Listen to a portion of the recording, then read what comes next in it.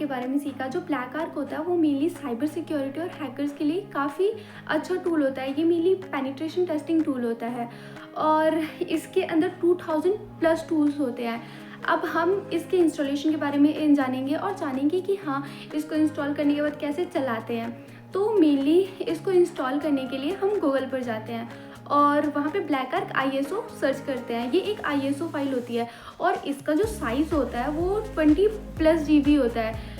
तो कई बार इसको इंस्टॉल करने के लिए हमें एक ऐप होता है यूटोरेंट, वहाँ पे हम इसे इंस्टॉल करते हैं। वहाँ पे ये स्मूथली इंस्टॉल हो जाता है। अब इंस्टॉलेशन के बाद हमें इसे रन करना होता है। तो इसे रन करने के लिए हम वर्चुअल मशीन में जाते हैं और वर्चुअल मशीन तो हमने पहले इंस्टॉल कर रखा है, तो हम सिंपली वर्चुअल मशीन के अंदर जाते हैं।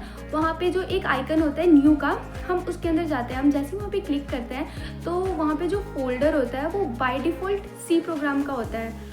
अब जो C प्रोग्राम का होता है वो हमें मतलब वो जो फोल्डर C का होता है वो हमें चेंज करना होता है। चेंज करके हम कोई भी फोल्डर में जा सकते हैं और ये हमें इसलिए करते हैं क्योंकि जो C होता है उसके अंदर बाय डिफ़ॉल्ट जो विंडोज़ होते हैं, विंडोज़ के अपडेट होते हैं, वो सारा C के अंदर होता है। और अगर हम ब्लैक आर्क को भी कर देंगे जिसका साइज़ काफ़ी ज़्यादा होता है, तो हमारा जो C होता है वो काफ़ी फुल हो जाएगा और इससे हमारी जो विंडोज़ होगी उसकी परफॉर्मेंस काफ़ी ज़्यादा स्लो हो जाएगी। तो हमारी विंडोज़ की परफॉर्मेंस स्लो ना हो इसलिए हम अपने C फोल्डर को हटाकर हम किसी और फोल्डर में जाते हैं। अब ये सब करने के बाद हम उसको मेमोरी भी एलोकेट कर देते हैं। मेमोरी अलॉट इसलिए करते हैं मेनली, अगर हम मेमोरी अलॉट ना करें तो हमारा सिस्टम अच्छे से वर्क नहीं करता। अच्छे से हम मेमोरी अलॉट कर देते हैं कि हाँ, इतनी मेमोरी इसके पास होना चाहिए।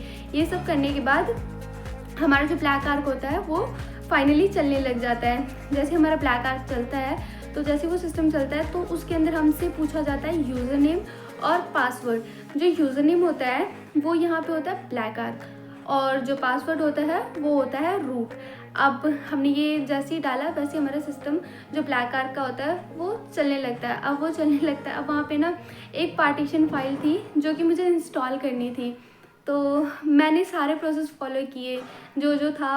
हालांकि ना मतलब जो स्टार्टिंग में गई थी ना, जैसे काली लिनक्स मैंने इंस्टॉल किया तो उसका मतलब अच्छा था। पहले तो मुझसे हो नहीं रहा था, बहुत मुश्किल था। वैसे ब्लैक आर्क लेकिन काली लिनक्स के कंपैरिजन में ईज़िली इंस्टॉल तो हो गया। उसके बाद जैसे ही मैं पार्टीशन फाइल इंस्टॉल करने गई तो मतलब इंस्टॉल होते गया, लेकिन शायद मैंने मेमोरी अलॉट करने में कोई गलती कर दी, इसलिए वो अच्छे से इंस्टॉल नहीं हो पाया।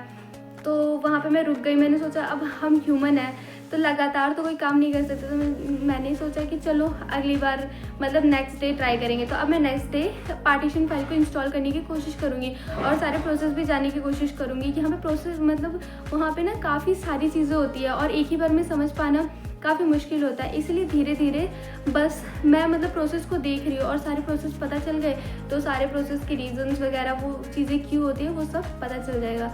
तो बस यहाँ पे बस मैंने ब्लैक आर्क इंस्टॉलेशन के बारे में सीखा है। धन्यवाद।